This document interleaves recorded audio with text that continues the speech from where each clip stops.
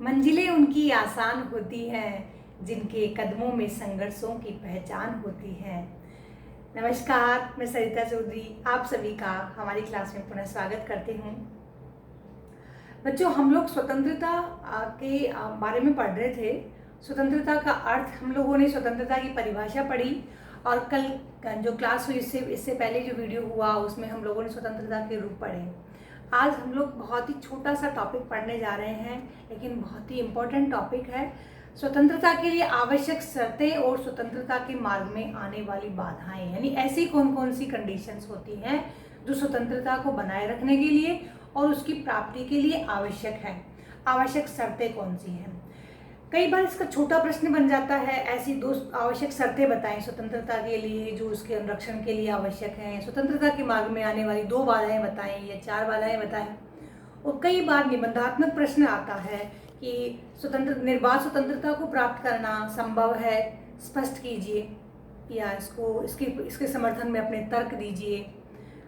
स्वतंत्रता बनाए रखने के लिए ऐसे कौन कौन से आवश्यक तथ्य हैं, स्पष्ट कीजिए। ऐसा प्रश्न बनता है तो उस समय हमें इन पॉइंट्स का सहारा लेकर अपने प्रश्न को बहुत ही सुंदर और अट्रैक्टिव बना सकने में हम लोग सक्षम हो पाते हैं। तो आप लोगों को बहुत ही साधारण और सिंपल तरीके से मैं समझा रही हूँ। आप लोग मेरे वीडियोस लगातार देख रहे होंगे, प्लीज़ मेरे चैनल को, हमारी क्लास चैनल को सब्सक्राइब करें, बेल आइकन प्रेस कर दें ताकि आप लोगों को हमारी वीडियोस के नोटिफिकेशन मिलते रहें। और अपने दोस्तों के साथ मेरी वीडियोस को ज़्यादा से ज़्यादा शेयर करें ताकि सब लोग पॉलिटिकल साइंस की जो भी मैं नॉलेज दे रही हूँ उसका बेनिफिट प्रॉपरली ले सकें और लॉकडाउन की कंडीशन में भी अपने स्टडी को कंटिन्यू रख सकें। तो आइए अब पढ़ते हैं हम स्वतंत्रता के लिए आवश्यक शर्तें। तो पहली शर्त है, स्वतंत्रता के अनुरक्षण के लिए आवश्यक है कि व्यक्ति की स्वतंत्रता के प्रति निरंतर जागरूकता रहनी चाहिए। यदि व्यक्ति अपनी स्वतंत्रता के लिए जागरूक रहेगा और अपनी स्वतंत्रता के अधिकार की रक्षा करने में सक्षम रहेगा तो उसकी स्वतंत्रता बनी रहेगी। तो पहली शर्त हुई व्यक्ति की निरंतर जागरूकता, किसके प्रति? स्वतंत्रता के लिए उसकी निरंतर जागरूकता रहनी चाहिए। सेकंड है नागरिक की निडरता एवं साहस। नागरिक की निडरता एवं साहस समाज एवं राज्य का उत्तरदायित्व ही नहीं है स्वतंत्रता का अनुरक्षण करना। ये नागरिक का, व्यक्ति का खुद का उत्तरदायित्व है कि वह अपनी स्वतंत्रता की रक्षा करे। इसके लिए दूसरी शर्त है कि नागरिक जब भी राज्य या समाज के द्वारा, किसी संस्था के द्वारा व्यक्ति की स्वतंत्रता का हनन होता है तो वह निडरता पूर्वक और साहस के साथ उसका विरोध करे। और यदि निडरता और साहस उसमें निरंतर बना रहेगा तो वह उसकी अपनी स्वतंत्रता की रक्षा कर पाएगा। थर्ड है समाज का लोकतांत्रिक रूप, भावनाओं का पनपना।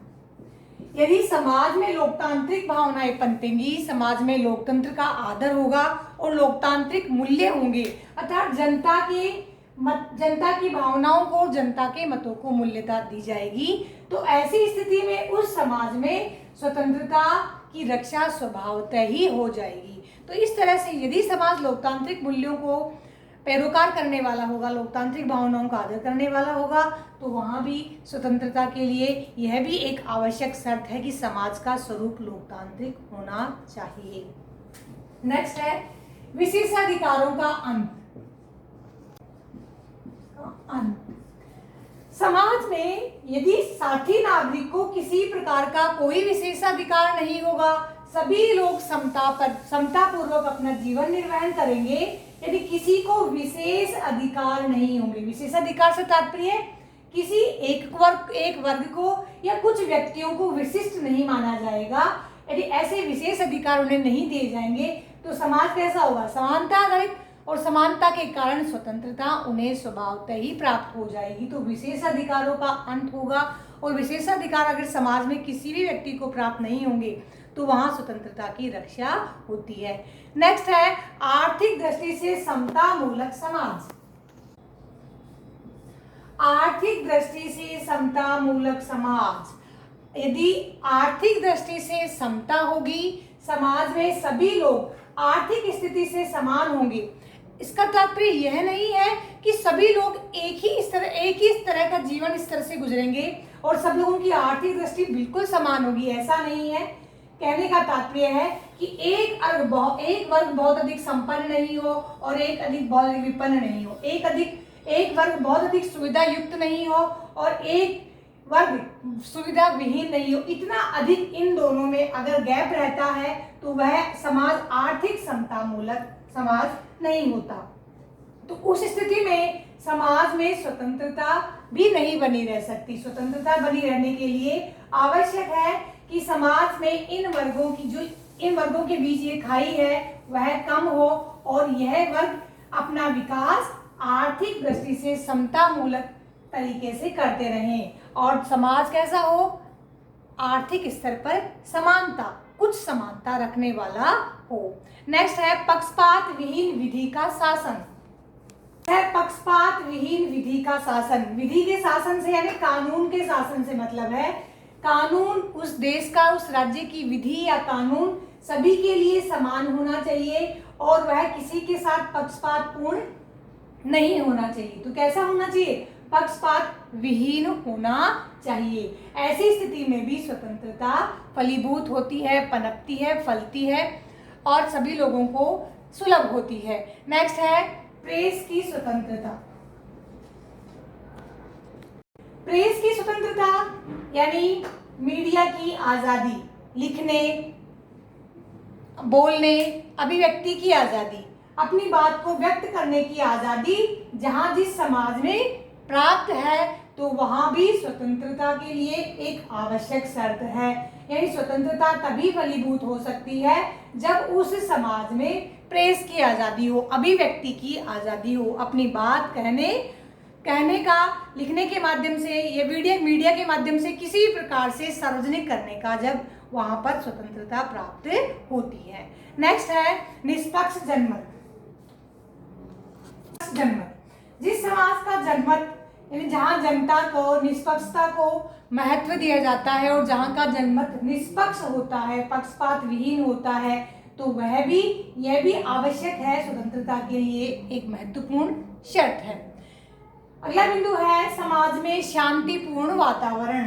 समाज के लोगों को शांतिपूर्ण एवं सुरक्षापूर्ण वातावरण प्राप्त हो। है समाज में शांति एवं सुरक्षा का वातावरण। जिस समाज में शांति बनी रहती है और वहां के नागरिक अपने आप को सुरक्षित महसूस करते हैं, ऐसे वातावरण में स्वतंत्रता फलीभूत होती है। नेक्स्ट है स्वतंत्र न्यायपालिका। स्वतंत्र न्यायपालिका भी स्वतंत्रता की रक्षा के लिए एक आवश्यक शर्त है। यदि न्यायपालिका शासन के नियंत्रण से स्वतंत्र होगी और बिना किसी दबाव के कार्य करेगी और न्यायपालिका यदि निष्पक्ष होगी तो वह स्वतंत्रता की रक्षा भली प्रकार से कर पाएगी। नेक्स्ट है संविधानवाद।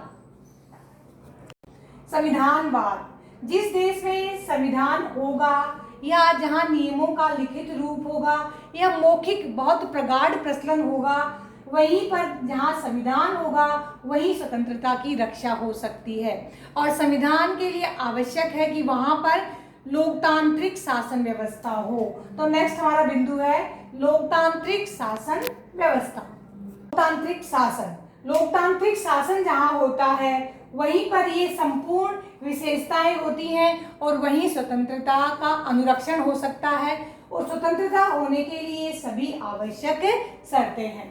यानी व्यक्ति और समाज और राज्य जब तीनों स्थितियां मिलकर प्रयास करती हैं और तीनों लोकतांत्रिक वातावरण का निर्माण करती हैं और विधि के शासन के द्वारा ऐसे समतामूलक समाज की स्थापना करती है जिसके द्वारा व्यक्ति अपनी अभिव्यक्ति, व्यक्ति अपने कर्तव्यों, व्यक्ति अपने अधिकारों का सही प्रकार से प्रयोग कर पाता है और सही मायने में उसे स्वतंत्रता प्राप्त हो पाती है। अब ये तो थी स्वतंत्रता के लिए आवश्यक शर्तें, यानी स्वतंत्रता प्राप्त बनी रहे उसके लिए क्या क्या आवश्यक शर्तें हैं।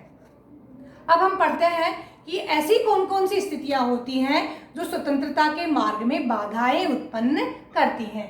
तो अब पढ़ते हैं, चलो आइए, स्वतंत्रता के मार्ग में प्रमुख बाधाएं। स्वतंत्रता के मार्ग में आने वाली प्रमुख बाधाएं कौन कौन सी हैं, ऐसी कौन कौन सी कंडीशन है जो स्वतंत्रता के मार्ग को अवरुद्ध करती हैं, बाधित करती हैं। तो इस प्रकार से हम लोगों ने पहले पढ़ा था व्यक्ति की जागरूकता, उसी प्रकार से सेम उसका विलोम है। जैसे हम लोगों ने इसकी आवश्यक शर्तों में पढ़ा था कि व्यक्ति की जागरूकता, ठीक उसी प्रकार से व्यक्तियों में या नागरिकों में जागरूकता का अभाव, व्यक्ति की जब स्वयं की स्वतंत्रता के लिए जागरूकता का अभाव रहेगा, वह स्वयं ही जागरूक नहीं होगा, तो उसकी स्वतंत्रता का हनन तो होना स्वाभाविक ही है। दूसरा है अशिक्षा। अशिक्षा की स्थिति भी स्वतंत्रता के मार्ग की बहुत बड़ी बाधा है। अशिक्षित व्यक्ति अपने अधिकारों को नहीं जान पाता और अधिकारों को जानने के अभाव में वह सही प्रकार से अपनी स्वतंत्रता का उपभोग नहीं कर पाता है। तो अशिक्षा भी स्वतंत्रता के मार्ग की एक महत्वपूर्ण बाधा है। थर्ड है गरीबी या संसाधनों का अभाव। संसाधनों का अभाव अर्थात गरीबी, निर्धनता, बेरोजगारी, ऐसी स्थिति में भी व्यक्ति अपनी स्वतंत्रता का सही उपभोग करने में सक्षम नहीं हो पाते हैं, क्योंकि उनकी संसाधनों, आवश्यक संसाधनों की कमी के कारण ही वो लोग अपने अधिकारों को छोड़ देते हैं। अधिकार किस काम के और स्वतंत्रताएं किस काम की, जब वह अपनी 2 जून की रोटी का जुगाड़ भी नहीं कर पाता। तो ऐसी स्थिति में भी, गरीबी की स्थिति में भी व्यक्ति स्वतंत्रता, यह गरीबी भी स्वतंत्रता के मार्ग की एक बहुत बड़ी बाधा है। एक बहुत ही इम्पोर्टेंट पॉइंट है अगला, वो है न्यायपालिका के कार्यों में कार्यपालिका का हस्तक्षेप।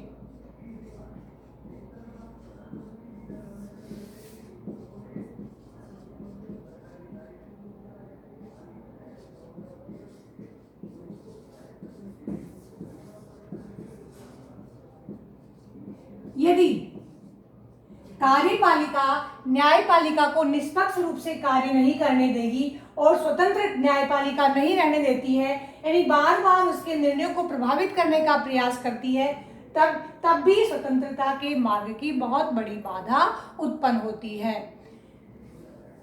हम लोगों ने आवश्यक शर्तों में संविधानवाद पढ़ा था, इसी तरह सेम उसी का विपरीत, जब संविधान के प्रति लोगों में सम्मान नहीं होगा, यानी संविधान के प्रति सम्मान का अभाव रहेगा,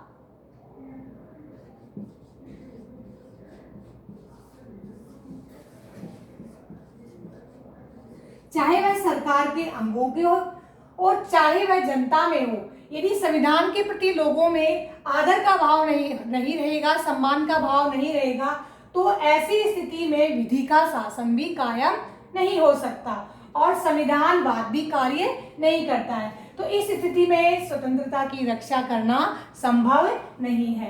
अब जब सही प्रकार की शासन व्यवस्था चलती है, लोकतांत्रिक माहौल रहता है, हमने जिसमें पढ़ा था आवश्यक शर्तों में कि लोकतांत्रिक भावनाएं और लोकतांत्रिक शासन व्यवस्था में ही स्वतंत्रता सुचारू रूप से फलीभूत होती है। लेकिन जब शासन सही प्रकार से कार्य नहीं कर रहा हो और वहां पर अराजकता की स्थिति हो, तो अराजकता का वातावरण होता है, वह भी स्वतंत्रता के मार्ग में बाधा उत्पन्न करता है।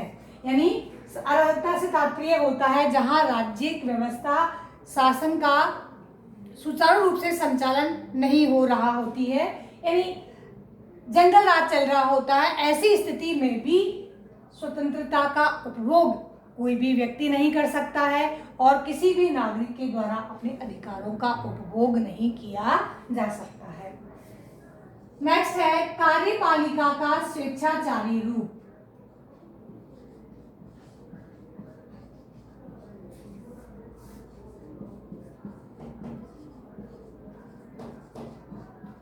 कार्यपालिका जब अपनी स्वेच्छा से शासन का संचालन करने लगती है, जनमत का निरादर करती है, जन भावनाओं की उपेक्षा करती है, उस स्थिति में भी स्वतंत्रता की रक्षा संभव नहीं होती। तो कार्यपालिका का जो स्वेच्छाचारी स्वरूप है, वह भी स्वतंत्रता के मार्ग की बहुत बड़ी बाधा है। और अब नेक्स्ट है आतंकवाद और राष्ट्र विरोधी तत्व।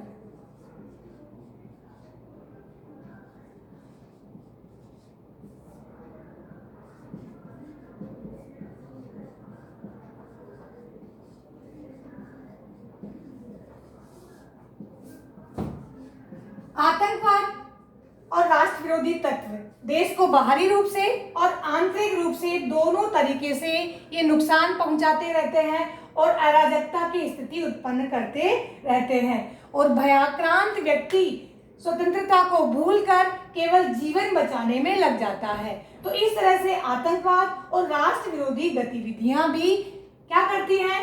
स्वतंत्रता के मार्ग में बाधाएं उत्पन्न करती हैं। तो इस तरह से हम लोगों ने देखा कि व्यक्ति में जागरूकता का अभाव, अशिक्षा, गरीबी, न्यायपालिका के कार्यों में कार्यपालिका का हस्तक्षेप और संविधान के प्रति लोगों में सम्मान का अभाव, राजनीतिक संस्थाओं में सम्मान का अभाव और अराजकतापूर्ण वातावरण के माध्यम से आतंकवाद और राष्ट्र विरोधी गतिविधियों का पनपना और उसी के साथ साथ कार्यपालिका के स्वेच्छाचारी आचरण, इन सब परिस्थितियों में स्वतंत्रता अपने सही प्रकार के जो आयाम है या वास्तविक लक्ष्य है उसको प्राप्त नहीं कर पाती और जनता को सुलभ या प्राप्त नहीं हो पाती। इस तरह से अगर इनका अभाव रहता है तो स्वतंत्रता के लिए आवश्यक शर्तें हो जाती हैं और इनकी प्राप्ति हो जाती है तो ये प्रमुख बाधाएं हो जाती हैं।